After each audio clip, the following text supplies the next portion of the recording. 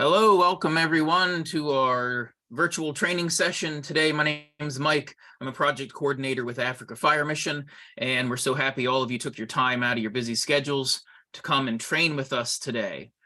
Today's topic is going to be developing company drills, and it's going to be led by Jose, our fire safety advocate here with Africa Fire Mission, and I might help him out a little bit as well. We're going to get started here. I'm going to pass it over to Jose. Take it away. Thank you so much for inviting me. Actually, I'm sitting in for our instructor of the day, Mr. Oliver Kaluvalu.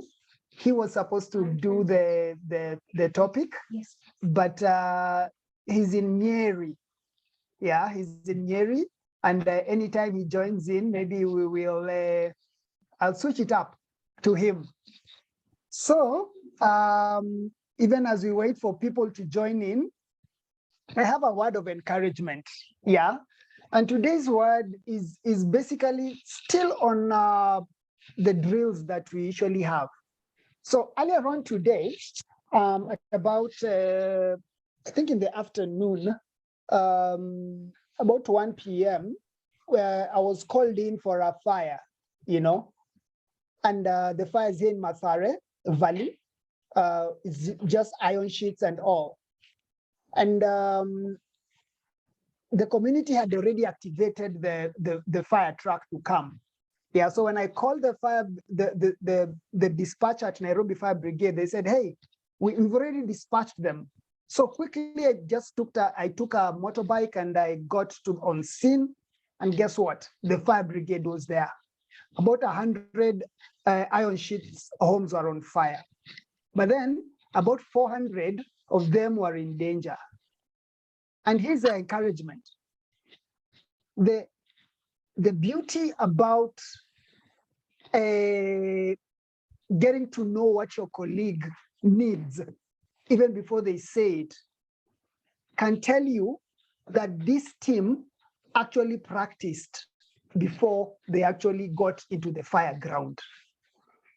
Of course, before I get into the scene, I have to go and talk to the duty officer, and I fall under command, and I could see the coordination between the branchman and the pumpman and everybody. They knew how many bars they need to add and things like that. So this told me one thing. You need to practice away from the fire or away from the scene before the scene actually happens. So this is just second to nature. I'll just know what, for example, Elizabeth Museo wants as she's on the fire ground. I would know what Wambiri Ndungu wants before even he asks for it, And this can only happen if we get to train before the fire actually kicks in. So that's the end of the encouragement of the day. And I'll jump right in. Mike, introduce me again. And we were just kidding. Yeah, so, starting today, our trainer here is Jose. Jose is the fire safety advocate for Africa Fire Mission, and he's been doing a great job for us getting out into the community, spreading the word about fire prevention and advocating for all of the firefighters really throughout Africa. We really appreciate the great work that he's been doing. You'll find him in the networking group. You'll find him in the WhatsApp groups. He does a really great job for us. And today we're going to have a little discussion about developing these company drills like he was talking about in his words of encouragement. And we'll join in and have a little bit of a back and forth conversation about developing those company drills. And then as we get towards the end of it, we'll allow you to unmute and you guys can join us to further that discussion. Absolutely. Thank you so much, Chief Mike.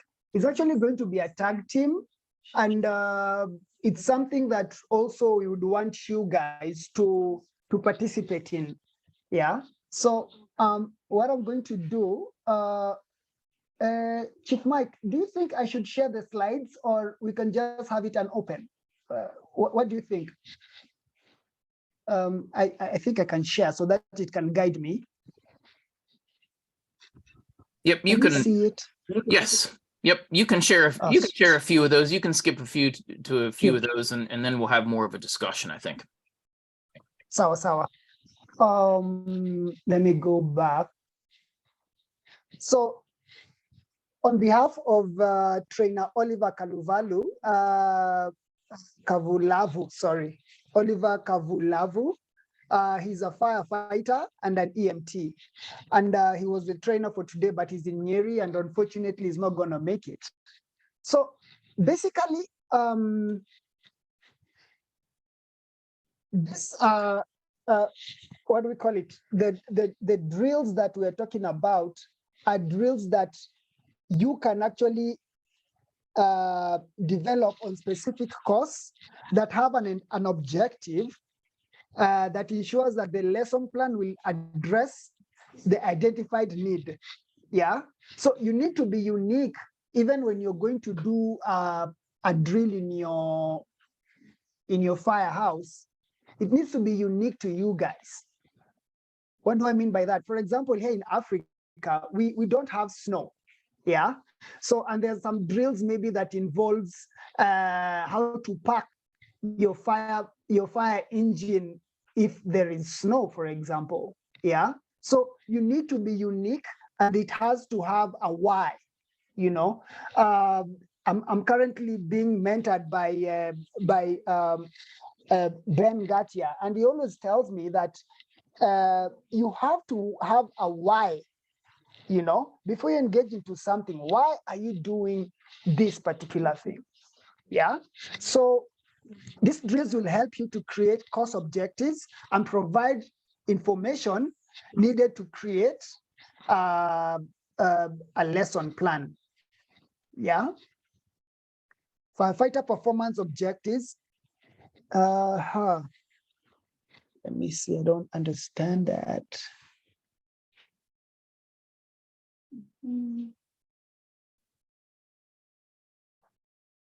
So you need to develop some course objectives. Yeah. For example, we're just discussing with the Chief Mike and saying, what drills can you be able to implement at your firehouse? Yeah. For example, you can have ladder drills. Yeah. Does each one of you in your firehouse know different types of ladders? And also, do they know how to hoist them?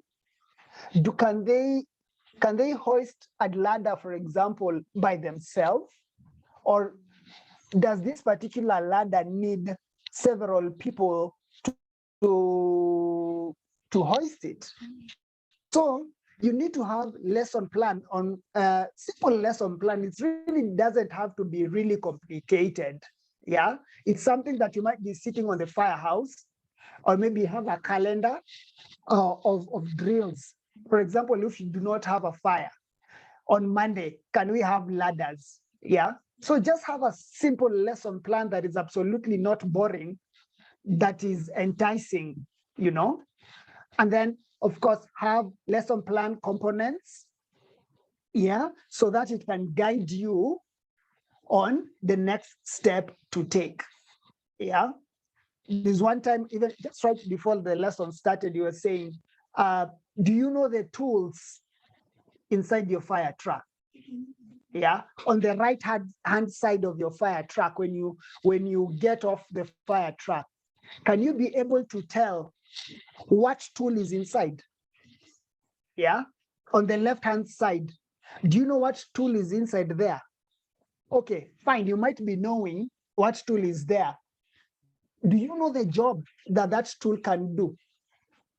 Yeah, so those are the few drills that you need to do. Simple drills that are exciting and that can take you to be more effective on the fire ground.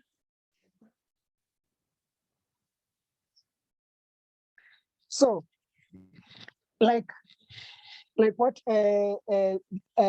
Mr. Oliver just put over here, yeah, you need to have a lesson type that is skill performance versus information. Yeah, that is the psychomotor and the cognitive, the information bit of it. Yeah.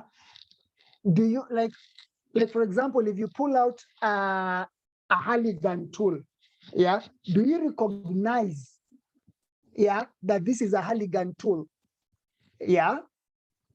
Do you have a skill behind the Halligan tool on how you can use it? Yeah. For example, today I was being asked in the fire ground, Jose, go get a ceiling hook, you know?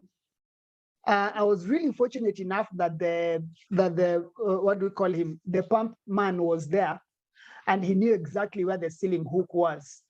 In fact, it told me that I need to go to the Nairobi firehouse more often so that I can be able to know where they store these tools, so that when I'm being told to go get the ceiling hook, I know it is on the right side or on the left side.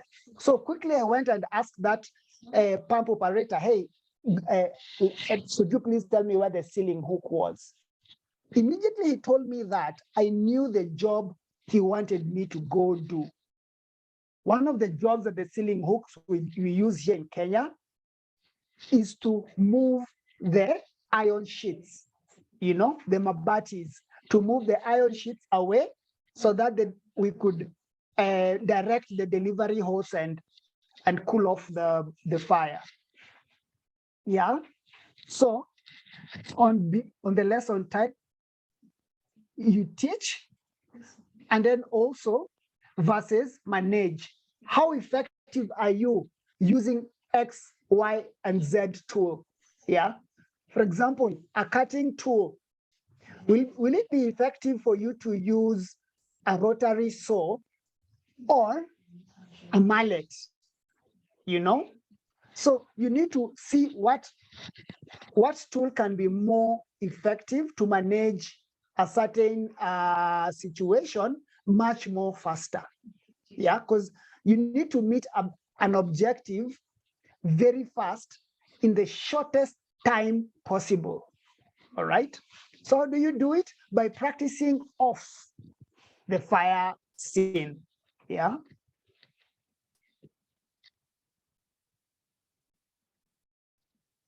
It is important, very, very important, that before you start teaching, you get to know who's your audience in the firehouse.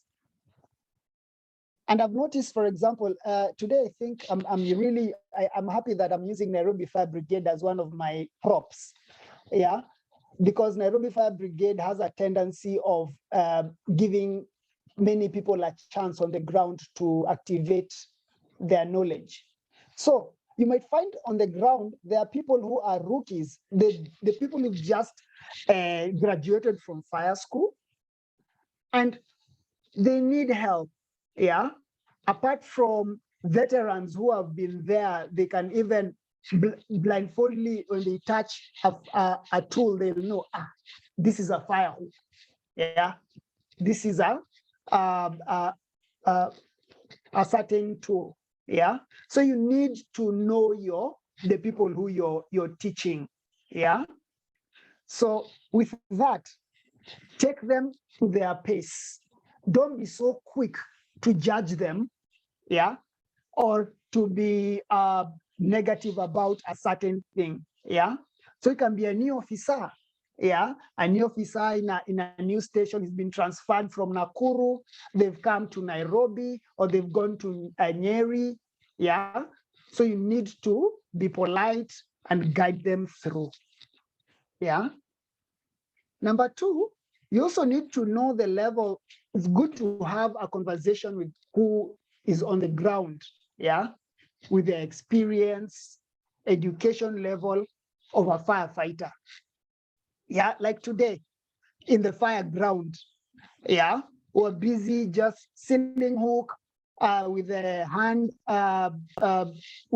tools to move out the iron sheets. Yeah, the firefighters knew that I needed help as Jose, So you'd find that person telling me, hey, Jose, I think you might need help with your left hand, So this firefighter automatically was giving me a lot of encouragement on my left hand side. Yeah. And we got to achieve the goal of the branchman having to extinguish the fire. So it's very important to be in sync. Yeah, which now gets me to this on number 3, expected level of performance. That person knew my performance is not 100% on the ground, but then we need to achieve the ultimate goal of controlling the fire to save the 300 homes from getting extinguished. Yeah. Just to add into what Jose is saying there, with Go ahead, the sir. different experience levels that you have, that's a little bit of a challenge sometimes when you're developing your drill. You need to address that drill so that the rookie firefighters, the new people fresh out of training, are engaged. But if you simplify the drill too much, some of your older, more experienced firefighters may become bored and uninterested. So how, while we're conducting this company level drill, how do we address that? How do we keep everyone actively engaged? And that's where you use the more experienced firefighters, those who you may see starting to get bored or uninterested, and get those to engage with the new firefighters and teach those skills and demonstrate how it's done in your individual fire brigade. That way, throughout your training, you're really involving everyone actively, from the very newest member working with you to the most senior man that's been there, you know, his whole career. Thank you, Mike. Truly appreciate. Mike Surumpen, I'm seeing your hand up. Do you have a question, brother? Mike Surumpen? You can.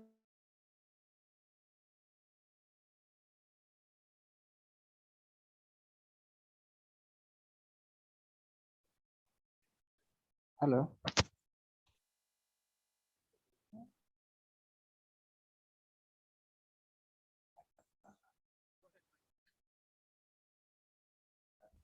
Go ahead, Mike, with your question. Yeah, my question is to add on what my brother said about fire drill. I think the fire drill, most of the things we are testing is time and communication.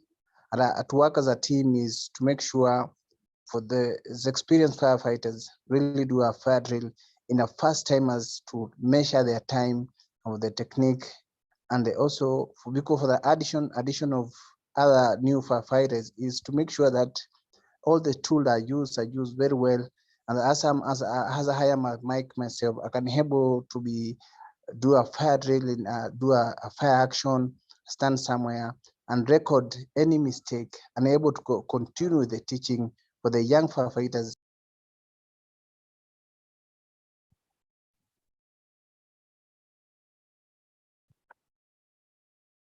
Your microphone is off.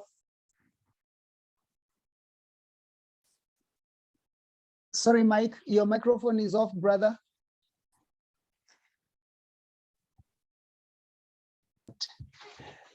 My plan is to make sure everyone is getting the new technique of the drill, the young.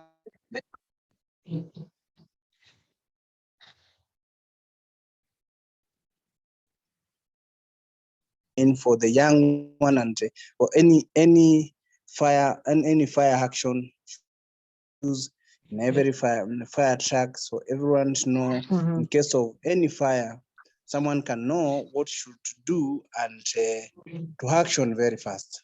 So mine is a teamwork of very experienced firefighters, and the new one collaborate and write a recap after the drill. You can have a small training and say, this is the area we want to improve and how to train for everyone to get it. So I support the behavior of performance. Thank you. Yes. Thank you for that. Truly appreciate. That's a very, very important thought that we need to collaborate. Yeah. A fire commander should be there. Thank you. Fire commander should write any mistake at the end of the training. You'll have to train them. Thank you. All right, cheers, brother. So back, I need to go back. I wanted to, sorry, I'm trying to see. Oops. Sorry, I need to, oh, there you go. Yeah, so,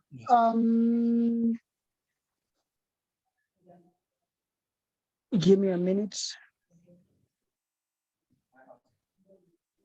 Over here, the slide says behavior, and it actually, the performance, yeah? Yes. Describe what the firefighter must do, yeah? Yes. So even in your lessons, you need to actually see what the firefighter should do. You guide them towards the drill. For example, if it is a rope rescue drill, yeah, somebody is 6 feet down. How do we get there? What knots do we tie? Which are the quick knots to tie? Yeah. And then also, it is very important to identify in that team who will do it, either individually or as a group. Yeah. One person to actually describe how to do it. And then in a group, who will do it? Yeah. I mean, you do it together rather. Yeah. So also number 3, even in checking on the performance, can that particular drill be measured? Yeah. Yeah. And then also, can we do it in different methods? For example, if it is the rope rescue, how can we have 2 more ways that we can do a particular drill? Yeah. If it is a vehicle extrication, yeah, cutting off the roof, do we only have one route to do it, or can we do it maybe 2 times? Yeah. Also, it is very important, as you see on number 4 on the performance, when do you know that the drill is actually ended or that particular task has been finished? Yeah. Can you tell that that task is finished? For example, today we are dumping down on the ground, yeah, on the fire. Yeah. Once I know that there's no smoke, I will know that actually the task is finished. Yeah. You don't want a situation whereby you are about to reach the firehouse and then you're called, hey, the fire has started again. Yeah. That means you guys did not do a very good overhaul. Yeah. You guys assumed that the fire is out, and then now you're called back. Now that is actually a waste of resources. Yeah. You need, first of all, before you leave the fire ground, has all the fire be contained? Yeah. So even when you're doing your drills and your performance, when do you know that a particular task has been finished? Jose, I really liked your example of rope rescue for a training topic. Yes. It's a very good one. And there's a lot of ways that you can have fun and keep people engaged while you're doing that rope rescue training. So, you know, a lot of it is just tying knots, and tying knots is a great company drill. It's a great training exercise to do, because that's a skill that if you don't practice it often, you lose it. And so there's ways to engage and make that fun. We like to, you can have a race, okay? You name the knot and see who can tie it the fastest. As you get better at that knot tying, the next thing we do is we'll take our firefighting hoods and we'll put them on backwards so that we're blindfolded and so we can't see. And who can tie the knot blindfolded? Who can tie the knot where they can't see? And as we get proficient at that, the next idea we do is now who can tie that knot with their hands behind their back? Can you tie the knot with your hands behind your back? It's fun and it's engaging to do, but it's also practical, because there could be times where you have limited visibility and you need to have these knots. You need to know how to tie these knots with such confidence that you don't have to watch your hands, that you can do it in a smoke-filled environment, that you could do it in the dark. So the skills that you're teaching, they're practical, they're useful, but they're also fun, and you can make a bit of a game out of it. Thank you so much for that. So my slides are not really working so well. So, we've reached the summary bit, and I don't see any summary slides. Then basically, just to go through the slides again, as you can see over here on the side, it is absolutely important. Number one, you pick up something that, not something, you pick up a drill, a company drill that is relevant to your firehouse. Yeah. For example, you can, right now, actually in Nairobi, there are so many vehicle fires happening. Yeah. So you guys can just one day, even as you're doing your vehicle maintenance on the road, you can see a vehicle parked on the side, and then you can say, hey guys, so if that vehicle was on fire, how can we be able to approach it? Yeah. So that is a relevant drill that you guys can adopt in your situation. Of course, you don't need to go and start opening water on somebody's car and you don't know them. You just do a mock drill. Yeah. So that's one of the summary that you need to do. And then number two, you need to, even on this particular number 4 slide, you need to have lesson plans planned early in advance. Yeah. Don't just wake up in that morning. Fine, you can have to wake up and do a random drill, but it's also good to just have a planned way. If there's no fire today, what does Tuesday say? What does Wednesday say? Wednesday says it is search and rescue, you know? So what about search and rescue? All right. So have lesson plans on that.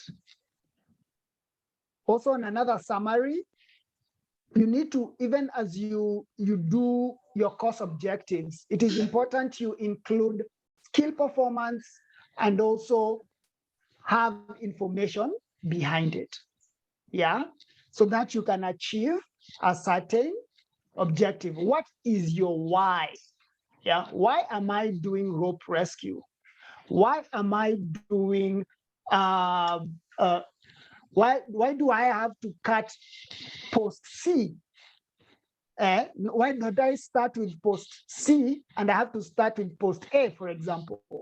You know, things like that. So those are very important. Also, it is important to see your audience. Who's your audience? Yeah, is it a new officer? Are they new rookies? You need to know how to blend, even as Chief Mike has said, you know, so that you don't get to bore people. So I'll open the mic so that you people can give your thoughts on today's. What drills do you guys do at your firehouse, and why do you do them? Jose, let me just touch on 2 topics quick before we go there. And the first topic is who leads a company drill? Who organizes a company drill? And that may seem like an obvious question. You may think, well, this is our training officer should lead us in company drills, or our chief officer should lead us in company drills, or the shift commander should lead us in company drills. But the most important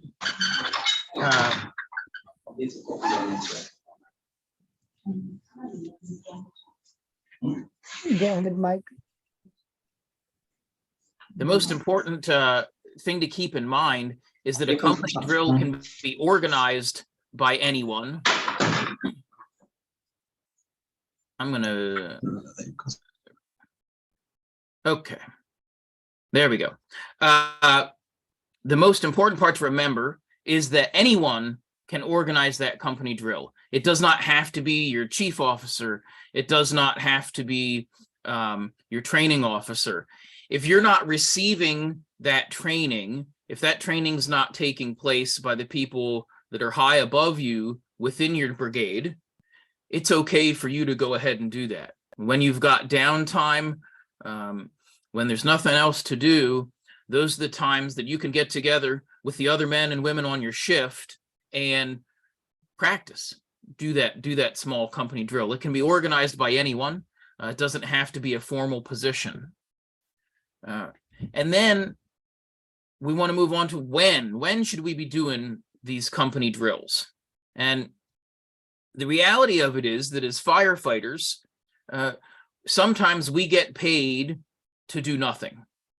There are times when there's no incidents to go on. There's, everything, all the equipment is maintained and cleaned and ready to go. We've done some training. So there's some times when you're being paid just to be there and to be ready to go.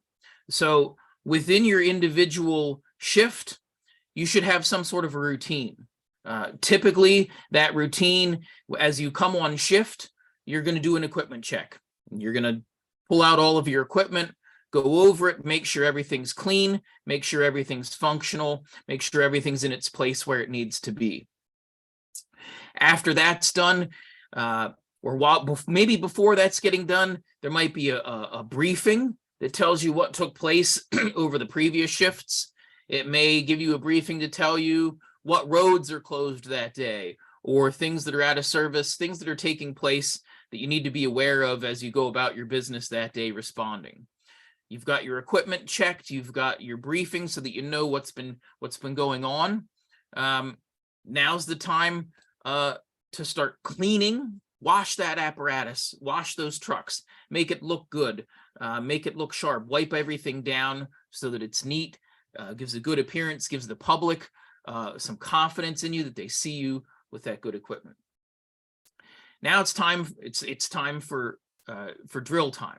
Okay, next we're gonna take our time and we're gonna do some kind of drill. On each shift, you should practice some skill every single shift. That's what you're there for. You're there to get paid.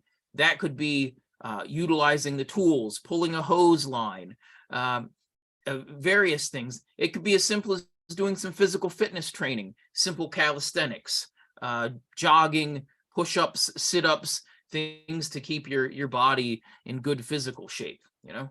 Then as things progress throughout the day, if you still don't have any other incidents to respond to, that's okay. You're going to have probably a meal time together.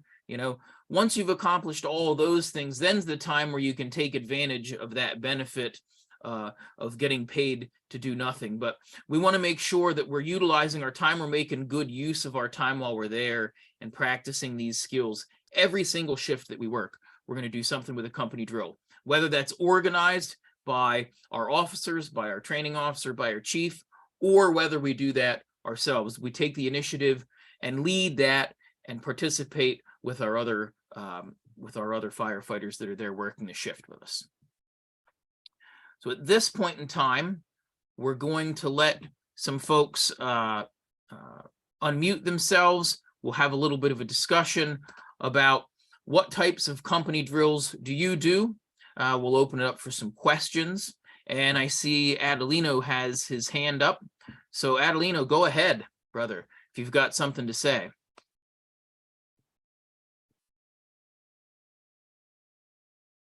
How are you guys? We are very good, very good. Jose, I've got you muted, brother. Thanks, Mr. Chief Mike. You said mouthful. So, in my other opinion, will be like the training officer or training coordinator.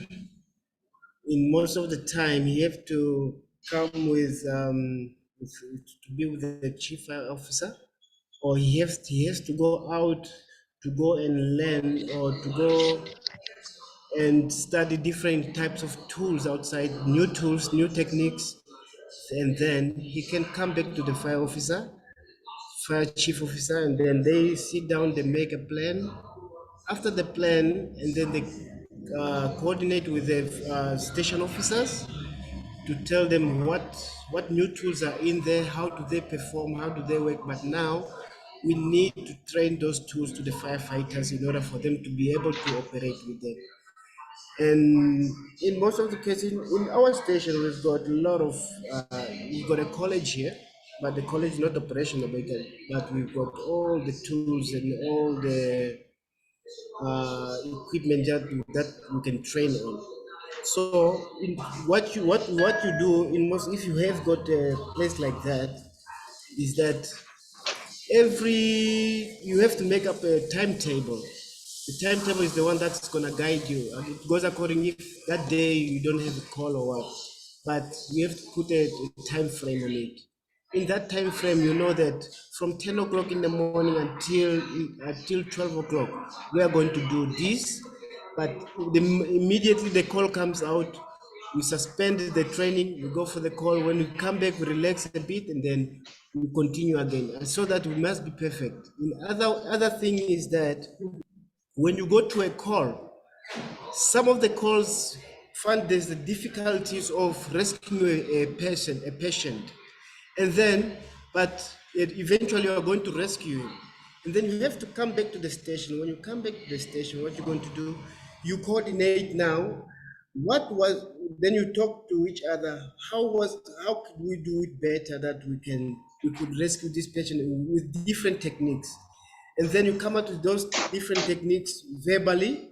From there, and then you practice the techniques with a doll or somewhere. After practicing it, then you know that okay, this is how the different techniques we could eventually do. And then you practice the same techniques that you did to a call that you rescued that patient. You practice it in conjunction with the new techniques, and then you better yourselves up and up. And then as we are standing, as we are parked, our building is near the national road. In other things that we have to check in the national road, how many trucks that carry hazardous materials that passes through, and what materials are there. And then from there, then once you know that these are the different types of materials that pass in that road, then from there you practice on that also. How are we going to mitigate these materials? How are we going to save the community if these materials or if this truck gets stuck in the middle of the town? How are we going to take the people away? How are we going to tell them to move away in order for them to be saved? Then the moment you practice every time with your time frame is the moment that you as a firefighter are learning and learning, and then when the call comes, you don't have to worry anything. You're just going to do exactly you train, and then you in a process of learning new stuff. Thank you, sir. Absolutely. That's a really great point. You can use anything that you're doing as an opportunity to train. When you're on your way back from a call, when you're on your way back from an incident, as you see things, you can constantly be quizzing each other. What would we do if this building caught fire, especially if you're driving in your commercial areas where there's lots of businesses? You can always talk about that. If anytime you're going anywhere in the community, it's always great to begin that process of pre-planning. And as he said, anytime something goes wrong on an incident, or you don't perform your tasks as quickly as you'd like to, those are your breeding ground for your training topics, right? Every time things don't go exactly the way you want it, that's the time to go back, and over the next few days, practice those over and over again until you develop that muscle memory where everyone's working as a team and as a single unit.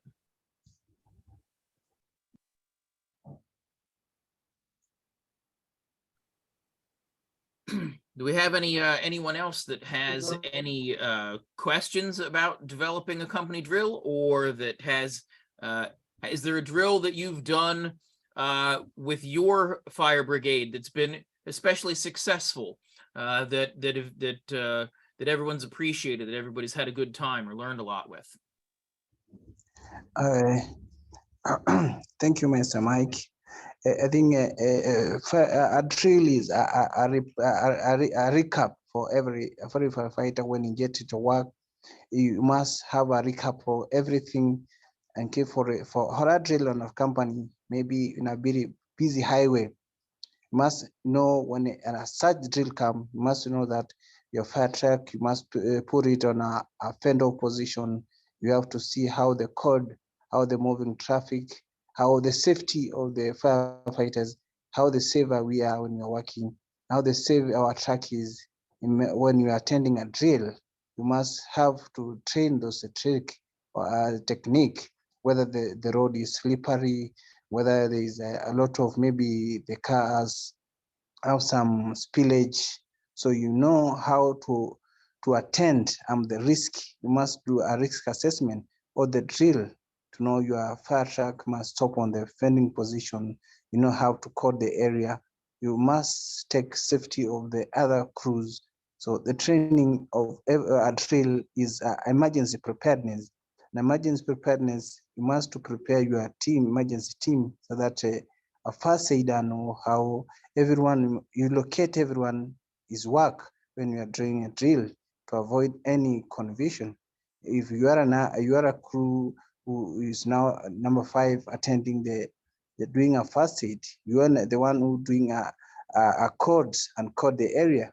You must do a communication, so the drill can be easier for the emergency, and even the training of other team for the community, how they can not just see if the truck have just gotten an accident, the fuel is all over, then they must be take care and cut the area. Thank you. Thank you very much. Samuel, I see you've got your hand up. Go ahead, sir, unmute yourself.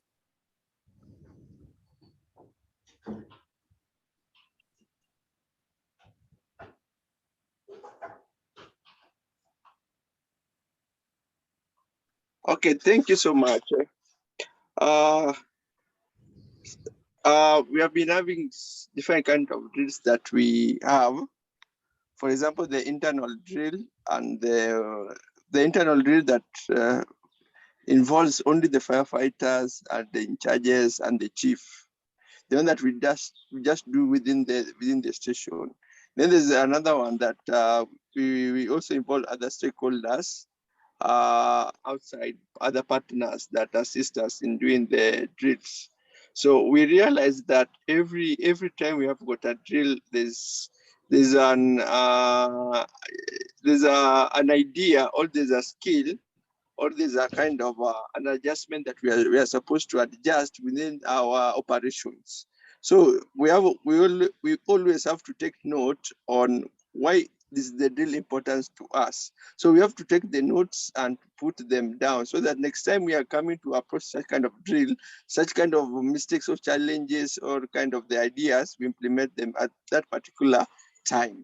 Then we also have another drill that we are doing with the Kenya Red Cross on the aqua rescue, that rescuing people during floods and maybe during in our lake when people drown. So we have been doing in rivers, we have been using the throw bags, the simple throw bags that we have, and the local available materials that we use to rescue doing our drills on the drowning situations. So it has been a good thing that we are having, as we are just in every time having the kind, for example, the life jackets, using the used tubes of a vehicle. At least we are adjusting every time we have a drill. There's something that come up and we adjust to that kind of incident. Thank you. Yeah, that's a really great point. And you bring up something that makes for a simple company drill. you can, you guys with access to the internet, you can find all sorts of different vendors that sell all sorts of different firefighting tools. And we find here in the US that you can buy a tool at a hardware store at one price, or you can buy it from a fire vendor for almost twice as much because it's designed for fire and rescue. So a lot of times you may be looking through some of these vendors and looking at all of these tools that they have for sale and thinking, why, I wish we had this tool, but it's not in the budget. They don't buy us new tools. A great company drill is to get together and take a look at some of those tools, some of those specific firefighting tools that are available, and then try to figure out, what do we have here? What's locally available that we can use to replicate that tool or to do that same job? And that's really critical for a lot of you guys, is to utilize those local resources. So when you're looking for something to use for a company drill, for a training, it's not just the tools that are on the truck, but it's everything. A lot of you, your fire brigades are with your other government departments. I've been to stations that you're paired up with the streets department, maybe with the garbage collection departments. What kind of tools and equipment do they have that you could use to execute a rescue or to accomplish your tasks, your firefighting tasks? And how can we utilize those other outside resources? Sometimes it may be a drill of just a planning of where can we get extra resources? Are there water bowsers available from private companies? How can we explore those different options? So thank you, Samuel. Really great suggestions. They're really great comments. Anyone else?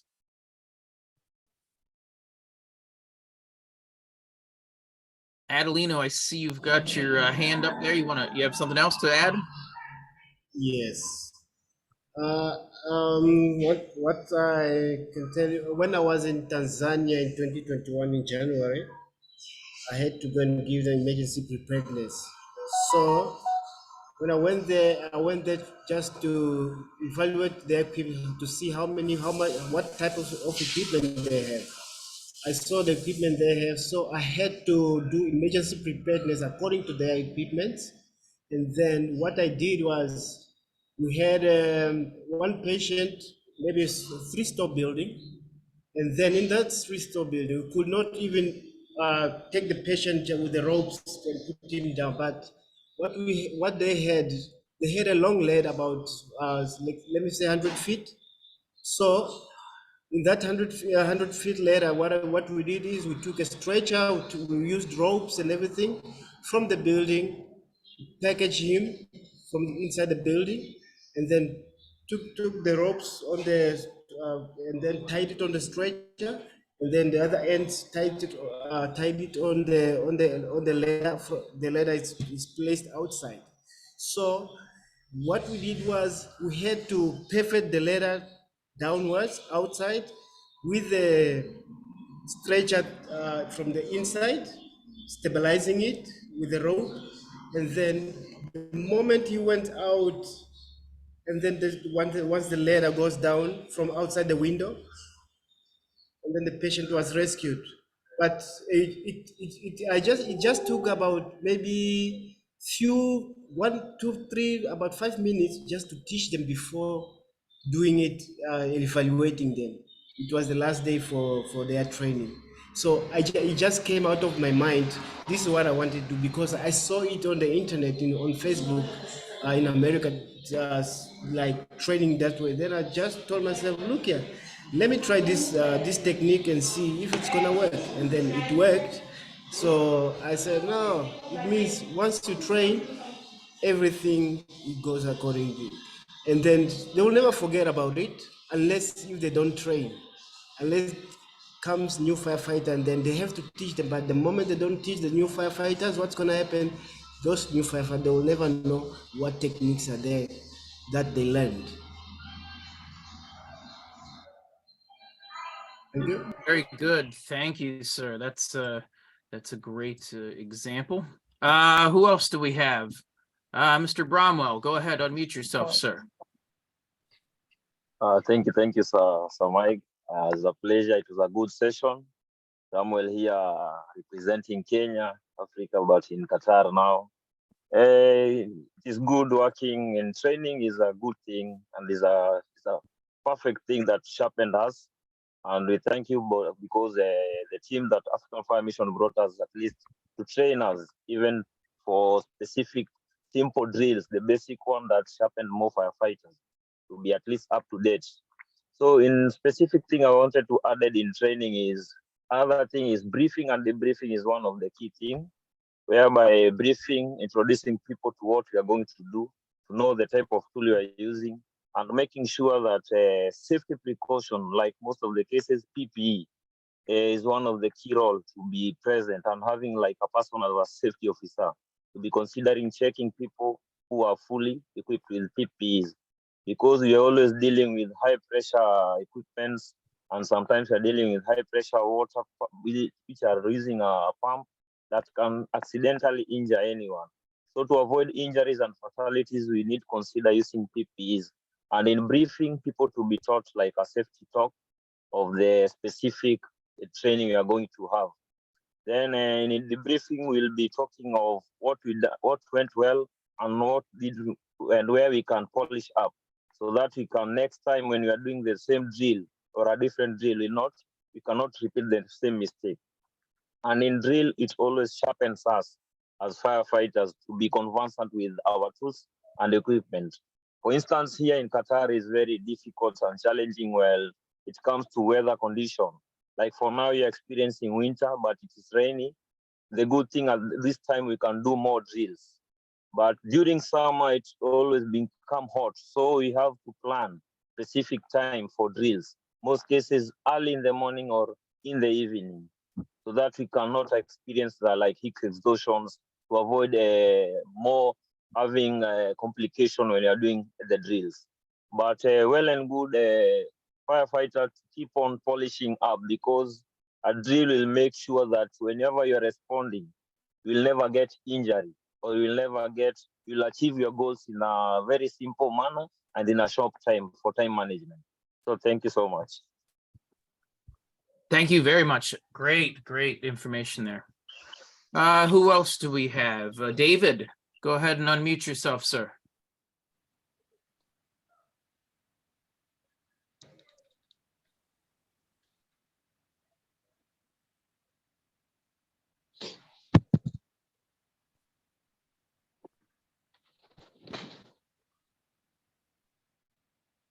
You're still muted, David.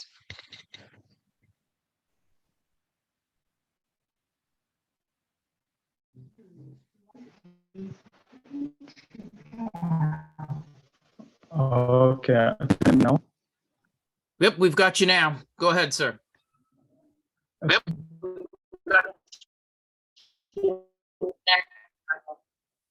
I must appreciate how you're being firefighters.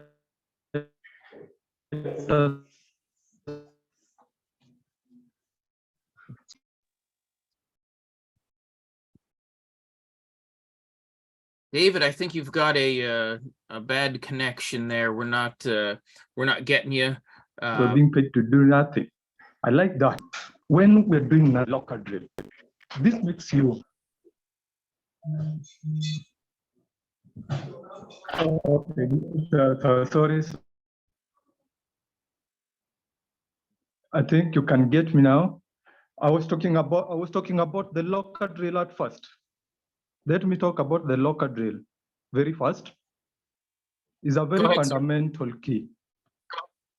Local drill, a very fundamental kind of drill to any firefighter.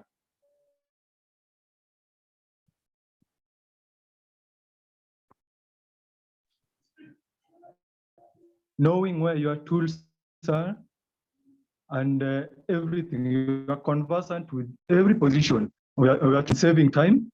Every individual crew member knows where and what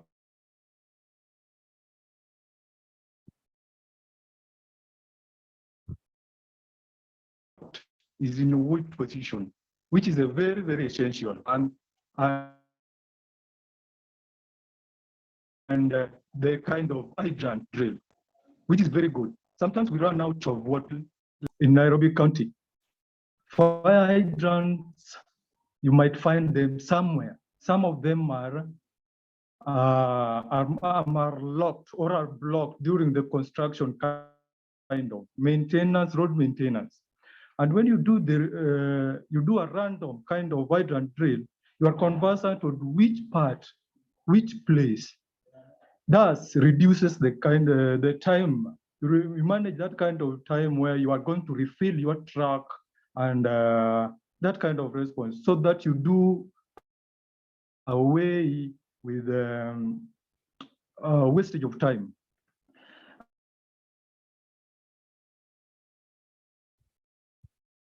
Excellent, excellent, David. I agree completely. We're getting close to the end of our hour, so I'm going to wrap up the formal portion. I like it, and I differ a bit.